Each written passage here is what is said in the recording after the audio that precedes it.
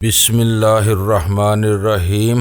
گمنام ہیرو کے معزز ناظرین السلام علیکم۔ آئیے چلتے ہیں کہانی کی طرف۔ اس وقت رات کے تقریباً 2 بجے کا عمل تھا اور اس علاقے میں ہر طرف سناٹے کی حکمرانی تھی۔ وہ شہر کی مصروف شاہراہوں سے دور ایک خالص رہائشی علاقہ تھا، اس لیے اتنی رات گئے وہاں انجنوں وغیرہ کی گونج بھی نہیں سنائی دے رہی تھی۔ علاقے کے مکین میٹھی نیند میں ڈوبے ہوئے تھے۔ مکانوں کی کھڑکیاں تاریک تھیں، جن مکانوں میں شب بیدار رندوں کا بسیرا تھا۔ ان کی کھڑکیوں پر بھی رازداری کے خیال سے شاید دبیز پردے کھینچ دیے گئے تھے۔ بجلی کے کھمبوں پر ٹمٹماتے ہوئے اکا دکا کمکموں کی روشنی اندھیرے سے لڑنے کی ناکام کوشش کر رہی تھی۔ وسیع و عریض مکانات کے پھاٹکوں پر اکثر و بیشتر اجالا تھا، کیونکہ تقریباً ہر گیٹ پر لیمپ روشن تھے۔ البتہ چوکیدار اپنے احاطوں میں محصور تھے، کیونکہ ڈی میلو کے مکان والی سڑک پر دور دور تک کوئی زیرو نظر نہیں آ رہا تھا۔ وہ ماحول ہمارے مقاصد کے لیے بہت موزوں اور سازگار نظر آ رہا تھا۔ ہماری نفری 4 افراد پر مشتمل تھی۔ مہم میں میری اور سلطان شاہ کی شرکت اہم اور ضروری تھی، کیونکہ ہم دونوں ویرا کو بہت قریب سے جانتے تھے اور اسے ہر بحروب میں پہچان سکتے تھے۔ ارشد سینئر تھا، اس لیے اس کی شرکت بھی ضروری تھی۔ اس لیے جب جیپ ایک نیم تاریک مقام پر روکی گئی تو ہم تینوں اکبر کو اسٹیئرنگ وہیل پر چھوڑ کر خاموشی سے نیچے اتر گئے۔ فرد خان سے وصول کیے ہوئے 3 لاکھ روپے جو نقد رقم اور پرائز بانڈز پر مشتمل تھے جیب ہی میں چھوڑ دیے گئے۔ البتہ ہم تینوں نے جیب سے اترنے سے پہلے خود کو مسلح کر لیا تھا۔ ہم تینوں کے پاس بھرے ہوئے پستول اور فاضل میگزین موجود تھے۔ میرے پاس بیم گن بھی موجود تھی۔ اس کے علاوہ ارشد نے جیپ کے کمپارٹمنٹ میں سے ایک عدد طاقتور جیبی ٹارچ بھی لے لی تھی۔ نیچے اترتے ہی ارشد ہم دونوں سے کئی قدم آگے ہو لیا۔ وہ تیزی کے ساتھ ڈی میلو کے مکان کے پھاٹک پر پہنچا تو ہم اس سے محفوظ فاصلے پر احاطے کی دیوار سے لگ کر کھڑے ہو گئے۔ ہمارا مدعا صرف اتنا تھا کہ گیٹ کھولنے والے کو فوری طور پر یہ اندازہ نہ ہو سکے کہ اس کے سامنے 3 افراد ہیں۔ ایک اور 3 کا تناسب دیکھتے ہی گیٹ یا اس کی ذیلی کھڑکی فوری طور پر بند کر دی جاتی اور یوں ہماری مہم ابتدا ہی سے تشدد کا شکار ہو جاتی، جبکہ ہم پرسکون انداز میں احاطہ عبور کر کے خاموشی کے ساتھ اصل عمارت تک پہنچنے کا منصوبہ لے کر آئے تھے۔ پہلے چکر میں نے دیکھ لیا تھا کہ اس پھاٹک کے سنگین ستون پر کال بیل کا بٹن نصب تھا، لیکن ارشد نے وہ بٹن دبانے کی بجائے آہنی پھاٹک پر ہولے سے دستک دی۔ چوکیدار غالباً اپنے کیبن میں یا پھاٹک کے نزدیک ہی سویا ہوا تھا، لیکن اپنے فرض سے غافل نہیں تھا۔ دستک کے جواب میں اندر سے فوراً ہی ایک بھاری اور خوابناک آواز ابری۔ بولنے والے کا لب و لہجہ اس کے پٹھان ہونے کا گماز تھا، کیونکہ کراچی میں چوکیداری کے فرائض کے لیے بالعموم پٹھانوں کی دلیری، جبلی مہارت اور نمک حلالی کو مثالی تصور کیا جاتا ہے۔ ارشد نے فوراً ہی پشتو میں کچھ کہا اور لمحہ برباد ہی آہنی پھاٹک کی ذیلی کھڑکی کھل گئی۔ اس پھاٹک پر جلتے ہوئے گیٹ لیمپس کی روشنی میں نے ارشد کو کھلی ہوئی کھڑکی کی طرف جھکتے ہوئے دیکھا۔ اس کے ساتھ فضا میں اوہ کی ایک گٹی گٹی سی آواز ابری اور ارشد فوراً ہی کھلی ہوئی کھڑکی خلا میں معدوم ہو گیا۔ اس آواز کا معاملہ بالکل واضح تھا۔ ارشد نے نیند سے اٹھے ہوئے چوکیدار کو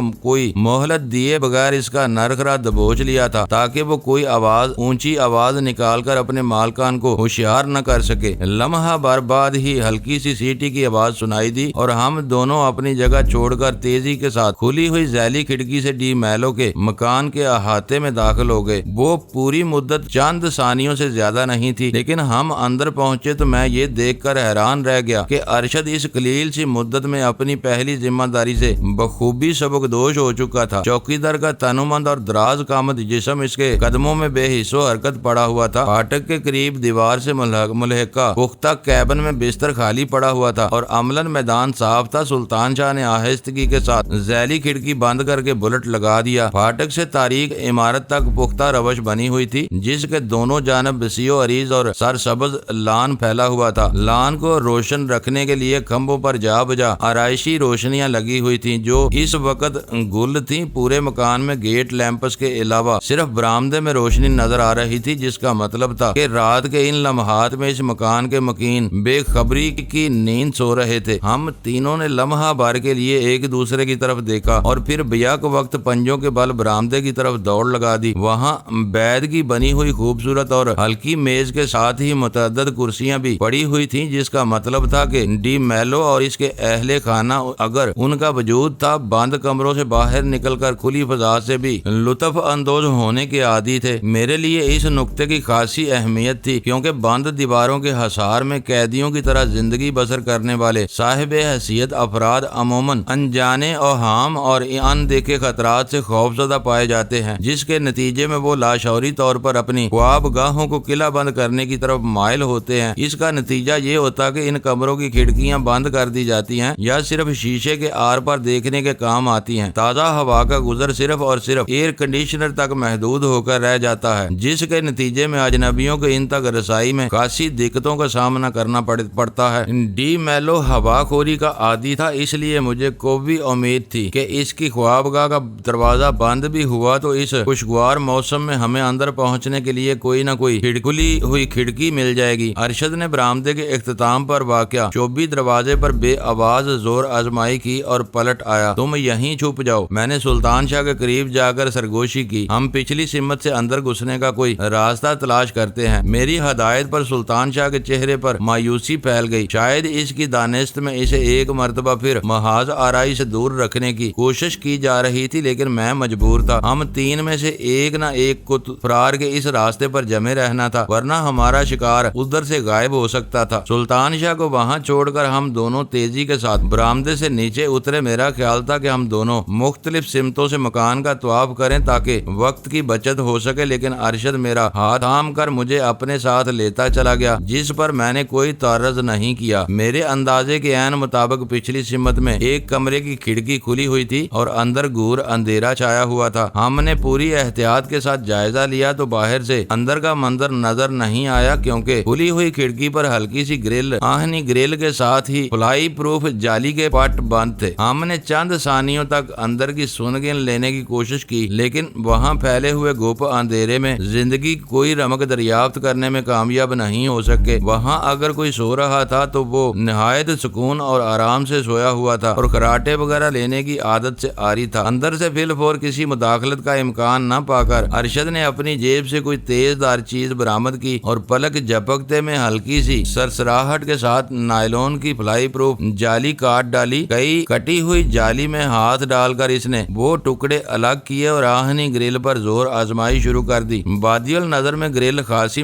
کمزور نظر آتی تھی، لیکن پھر بھی وہ ٹھوس لوہا تھا۔ شدید زور آزمائی کی وجہ سے چند ہی ثانیوں میں ارشد کے تنفس کی رفتار تیز ہو گئی۔ اس کی تکان کا اندازہ کر کے میں نے اس کی جگہ لے لی تو مجھے خوشی ہوئی کہ اس فریم کے ہنجر پنجر ہل چکے تھے۔ تھوڑی دیر کی محنت کے بعد خفیف سی آوازوں کے ساتھ فریم میرے ہاتھ میں آ گیا۔ اس وقت ارشد وقت ضائع کیے بغیر اس خلا میں سے گزر کر اندر پہنچ گیا۔ اس کے اعماء پر میں بھی پل بھر میں اندر پہنچ گیا۔ اس وقت مجھے اندازہ ہوا کہ بند کمرے کے مقابلے میں تاروں بھرے کھلے آسمان کے نیچے قدرے روشنی تھی، جس کی وجہ سے اندر سے باہر کا بہت دھندلا سا منظر دیکھا جا سکتا تھا۔ کمرے میں چھت پر لگا ہوا پنکھا دھیمی رفتار سے بے آواز چل رہا تھا اور ڈبل بیڈ پر صرف ایک شخص کرینے سے سویا ہوا تھا۔ ارشد نے پھرتی کے ساتھ اس کے سرہانے پوزیشن سنبھال لی اور میں نے باہر کھلنے والی کھڑکی پر تیزی سے پردہ کھینچ دیا۔ اتفاق سے ان پردوں کی ریلنگ پلاسٹک کی بنی ہوئی نہیں تھی، شاید آہنی پائپ میں دھاتی چھلوں کے سہارے پردے لٹکائے گئے تھے، اس لیے پردے سرکاتے ہوئے چھلوں سے خاصی آواز پیدا ہوئی، جس کے نتیجے میں کمرے میں سوئے ہوئے شخص کی آنکھ کھل گئی۔ اس نے فوراً ہی گھبرائی ہوئی آواز میں کچھ استفسار کرنا چاہا تھا، لیکن ارشد پوری طرح تیاری کے ساتھ اس کے سر پر سوار تھا، اس لیے اس شخص کے حلق سے پہلا لفظ بھی پوری طرح ادا نہیں ہونے پایا اور ارشد نے شاید پوری قوت سے اس کا منہ دبوچ لیا۔ خاموشی کے ساتھ تعاون کرو گے تو ہم تمہارے دوست ثابت ہوں گے۔ اندھیرے کمرے میں ارشد کی دھمکی ہمیں سرگوشی ابری، ورنہ تمہارا گلا کاٹ ڈالا جائے گا۔ ایسے معاملات میرے لیے نئے نہیں تھے، نہ ارشد کے لیے۔ میں نے اس سے کسی مشورے کی ضرورت محسوس کیے بغیر مخالف سمت کی دیوار پر بند دروازے کے قریب سوئچ بورڈ ٹٹول کر کمرہ روشن کر دیا۔ پر بے ہی مائل جسم والا پستہ قامت اور ادھیڑ عمر شخص اپنے بستر پر دہشت کے عالم میں بے حس و حرکت پڑا ہوا تھا۔ خوف کے باعث اس کی خمار آلود آنکھیں اپنے حلقوں سے باہر ابلی پڑ رہی تھی اور اس کے دانے پر ارشد کے دونوں ہاتھ مضبوطی سے جمے ہوئے تھے۔ میں نے پھرتی کے ساتھ اپنا بھرا ہوا پستول نکال کر اس کا دانہ فربئی مائل شخص کی کھوپڑی کی طرف کر دیا اور ارشد کی ہدایت، اس کے منہ پر سے ہاتھ ہٹا لو۔ اس نے کوئی اونچی آواز نکالی تو اس کی کھوپڑی میں روشن دان کھول دوں گا۔ ارشد کے آہنی ہاتھوں کی گرفت سے آزادی ملتے ہی اس نے بے در پہ کئی بار اس طرح منہ چلایا جیسے اپنے حلق میں پھنسی ہوئی کوئی شے نکلنے کی کی کوشش کر رہا ہو، پھر باری باری ہم دونوں کی طرف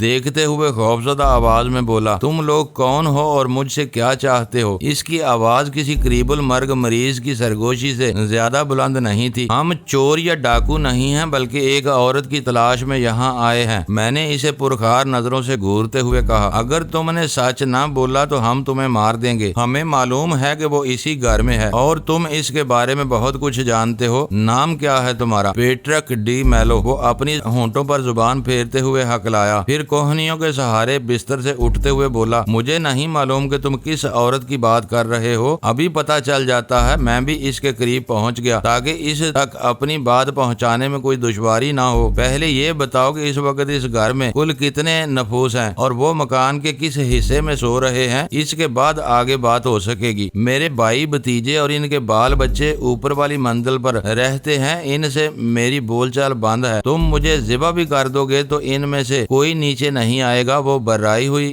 دھیمی آواز میں بولا، نچلی منزل پر میرے ساتھ 2 ملازم رہتے ہیں، وہ برابر والے کمرے میں سو رہے ہوں گے۔ اور وہ عورت کہاں ہے جس سے تم شام کو اپنے لان پر گپ شپ کر رہے تھے؟ اس کی آنکھوں میں خوف کے ساتھ حیرت بھی تیرنے لگی۔ تو تمہیں مس تھیلما کنگ کی تلاش ہے؟ اس کی زبان سے مس تھیلما کنگ کا نام سنتے ہی ایک بے ساختہ گالی میرے لبوں تک آ کر ٹھہر گئی۔ پچھلے 18 گھنٹوں میں وہ ویرا کا چوتھا روپ تھا جو سامنے آیا تھا۔ اس نے اپنی زندگی میں نہ جانے کتنے پیاسوں کو اپنی سخاوتوں سے سیراب کیا تھا، لیکن پھر بھی اس نے ڈی میلو کے لیے ناکتھا بنے رہنے پسند کیا تھا۔ شاید اس لیے کہ ڈلتے ہوئے عمر کے ندیدے مرد ہر حسین اور کم عمر لڑکی پر مار مٹنے کے لیے ہر وقت تیار رہتے ہیں۔ لڑکی اگر کنواری ہو تو اس کی عمر عموماً کم ہی تصور کی جاتی ہے۔ پہلے ویرا نے سوزی بن کر اول خان کے جان نشین پر ڈورے ڈالنے کی کوشش کی، پھر ہوٹل میٹروپول میں وہ تھیلما کنگ رہ کر اس نے اپنے مس یا مسز ہونے کا ذکر نہیں کیا تھا، لیکن ہوٹل کے بکنگ کلرک نے اس کے پرشباب وجود کی رعایت سے روایتی انگریزی انداز اختیار کرتے ہوئے خود بخود اس کے نام کے ساتھ مس لگا دیا تھا۔ لٹل اینجل میں وہ مسز تھیلما کنگ بن گئی جو راڈنی کنگ کی بیوی تھی، لیکن ڈی میلو کے پاس پہنچنے تک وہ ایک بار پھر مس تھیلما کنگ رہ گئی تھی۔ اس پر شدید غصے کے ساتھ ساتھ مجھے اس پر امر پر حیرت تھی کہ ویرا نے بار بار نام بدلنے کی احتیاط ترک کر کے ہر جگہ تھیلما کنگ کے نام کا تسلسل برقرار رکھا تھا، جس کی بظاہر کوئی وجہ سمجھ میں نہیں آتی تھی، اور یوں معلوم ہوتا تھا جیسے ویرا میری طرف سے لاحق خطرات کو یکسر نظر انداز کر چکی ہو۔ کہاں ہے وہ؟ میں نے اس کے سوال کو نظر انداز کرتے ہوئے اس کے چہرے پر اپنی خونخوار نظریں گاڑ دیں۔ تم نے ہمیں دھوکہ دینے کی کوشش کی تو اس کے ساتھ تم بھی عذاب میں آ جاؤ گے۔ مجھے نہیں معلوم کہ وہ اب کہاں ہوگی۔ اس کے چہرے پر خوف کے سائے گہرے ہوتے جا رہے تھے۔ وہ شام کو میرے پاس ضرور آئی تھی، لیکن 9 بجے واپس چلی گئی تھی۔ کہاں چلی گئی تھی؟ میں نے پھاڑ کھانے والے انداز میں پوچھا۔ مجھے نہیں معلوم، اس نے بے بسی سے کہا۔ وہ میرا انٹرویو لینے آئی تھی۔ وہ کس خوشی میں؟ انٹرویو کے ذکر نے مجھے چونکا دیا۔ بدقسمتی سے میں ایک جیالوجسٹ ہوں اور 27 سال تک بلوچستان کے مختلف علاقوں میں شیل کمپنی کے لیے تیل کی تلاش کے منصوبوں پر کام کرتا رہا ہوں۔ وہ آسٹریلیا کے ایک ٹیکنیکل جریدے کے لیے میرا انٹرویو ریکارڈ کرنے آئی تھی۔ تمہاری اس سے کتنی پرانی شناسائی ہے؟ میں نے پوچھا۔ اس کی گفتگو میرے لیے لمحہ بے لمحہ حیران کن ثابت ہو رہی تھی۔ آج سے پہلے میں نے اسے خواب میں بھی نہیں دیکھا تھا، اس نے کہا۔ تو پھر وہ آسمان سے اچانک ہی یہاں اتر آئی تھی؟ مجھے اس پر غصہ آنے لگا۔ اپنے بیان کے مطابق وہ کل ہی کومبرا سے کراچی پہنچی تھی۔ آج صبح اس نے مجھے فون کیا تھا۔ میرے لیے یہ ایک اعزاز ہوتا کہ کسی معیاری اور غیر ملکی جریدے میں میرا انٹرویو شائع ہو۔ اس لیے مس تھیلما نے جب آج ہی مل بیٹھنے کی خواہش کا اظہار کیا تو میں انکار نہیں کر سکا۔ تمہیں میری بات پر یقین نہ آئے تو میرے ملازمین سے پوچھ لو، وہ پہلے کبھی یہاں نہیں آئی۔ اس نے لان پر بیٹھ کر 3 گھنٹے تک میرا انٹرویو ریکارڈ کیا۔ وہ مجھ سے ان افواہوں کی تصدیق کرانا چاہ رہی تھی کہ 70 کے عشرے میں بلوچستان کے متعدد آزمائشی کنووں سے تیل کے بھاری زیر زمین ذخائر کا سراغ ملا تھا، لیکن شاہ ایران کے اعماء پر پاکستانی حکمرانوں نے مزید پیش رفت کے بغیر ان کنووں کو سیل کرا دیا۔ شاہ کا خیال تھا کہ مشترکہ سرحد کے قریب پاکستانیوں نے کنویں کھودنے کی داغ بل ڈال دی تو ایرانی تیل کے ذخائر بری طرح متاثر ہوں گے۔ میں نے اس کی باتوں سے اندازہ لگایا کہ وہ اسی بارے میں کوئی سراغ حاصل کرنے آئی تھی۔ اس کی آنکھوں سے ظاہر ہو رہا تھا کہ وہ جھوٹ نہیں بول رہا، لیکن اس کی سچی باتوں نے صورتحال کو بری طرح الجھا کر رکھ دیا تھا۔ بلیو کراس ڈیل کے حوالے سے مجھے پہلے ہی علم ہو چکا تھا کہ شی ان دنوں یک بیک ایران پر مہربان ہو گئی تھی۔ شی بظاہر مجرموں کی ایک بین الاقوامی تنظیم تھی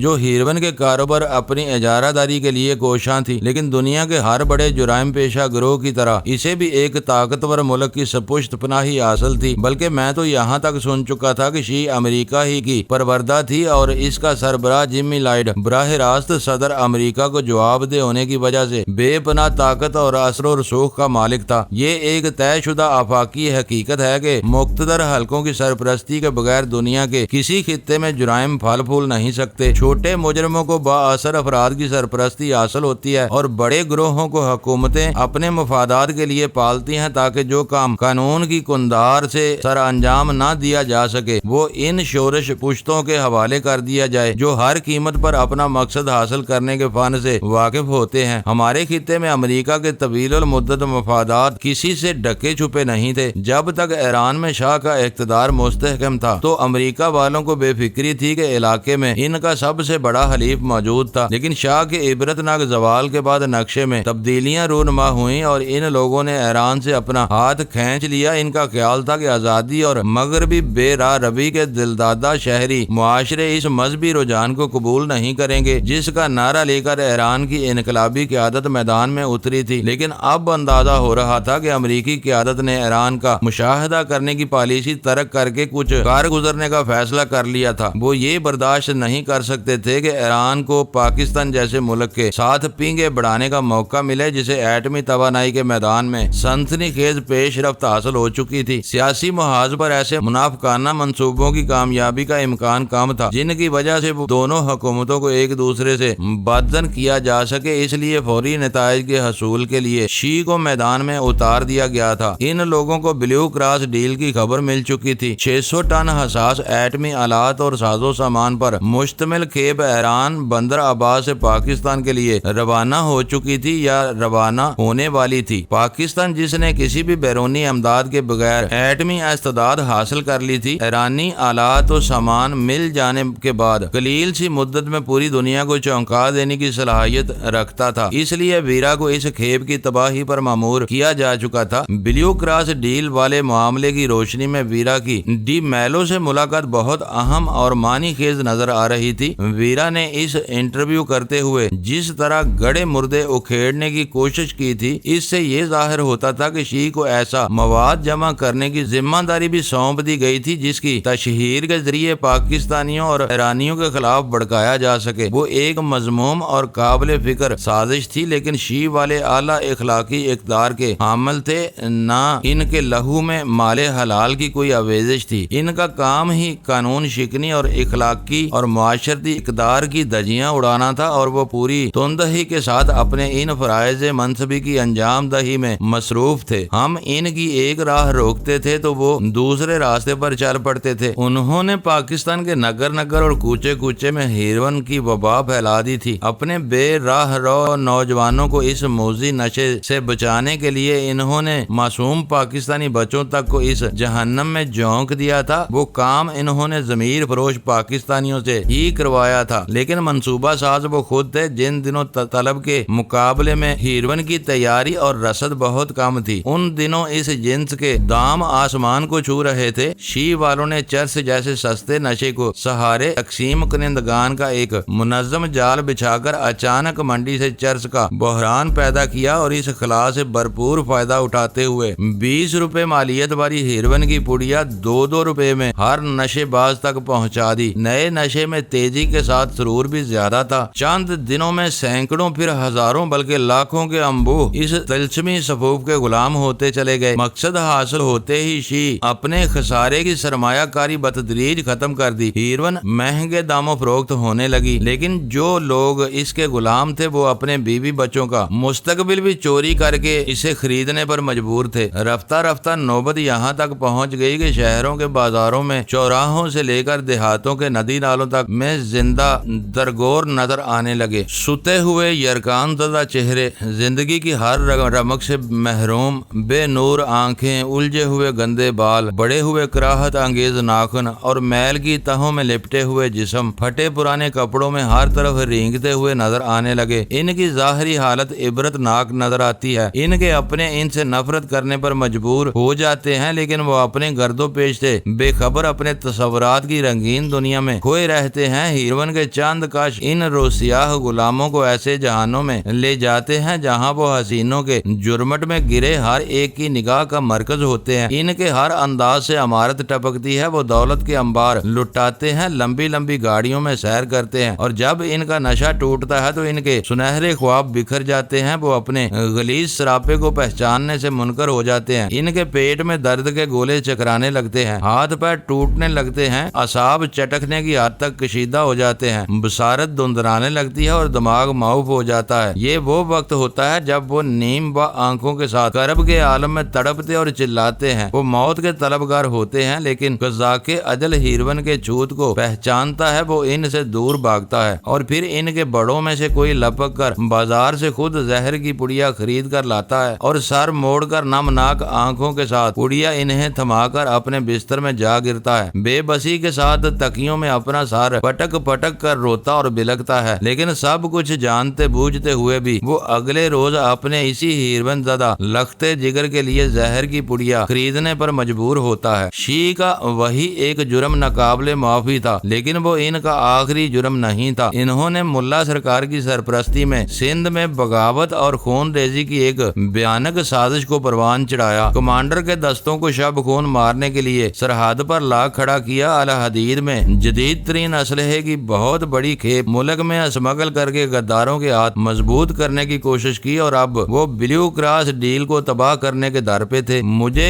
خلش یہ تھی کہ بیرا اب جو کچھ کر رہی تھی کھل کر رہی تھی۔ ایرانی سرزمین پر ایٹمی آلات اور سامان کی تباہی کے اس مشن کے بارے میں مجھے شی کے ایک پرانے آئی مین اکبر سے معلوم ہوا تھا، لیکن ڈی میلو کے بارے میں مجھے کچھ معلوم نہیں تھا۔ اگر ویرا ہوٹل میٹروپول اور پھر لٹل اینجل میں ڈی میلو کے گھر کا پتہ درج نہ کراتی تو ہمارے فرشتے بھی اس تک نہیں پہنچ سکتے تھے، لیکن ایسا معلوم ہو رہا تھا کہ ویرا مجھے چڑھانے اور شکست کے احساس سے دوچار کرانے کے لیے دانستہ ہر جگہ اپنا کوئی نہ کوئی سراغ چھوڑتی جا رہی تھی۔ اسے معلوم تک جب تک وہ اس خطے میں منڈلاتی رہے گی میں ہر قیمت پر اس کا پیچھا کروں گا، اور جلد یا بدیر ان دونوں مقامات تک پہنچ جاؤں گا جہاں وہ تھیلما کنگ کے نام سے پہنچی تھی، اور اس کے صاف نکل جانے پر میں جلاہٹ میں مبتلا ہو جاؤں گا۔ وہ خیالات کا ایک بہت طویل سلسلہ تھا، لیکن عمل اور خیالات میں سب سے بڑا فرق یہی ہوتا ہے کہ عمل ہر قیمت پر وقت لیتا ہے۔ اس وقت کو ایک حد تک مختصر تو کیا جا سکتا ہے، لیکن آگے رکاوٹ آ جاتی ہے، جبکہ تصورات اور خیالات پر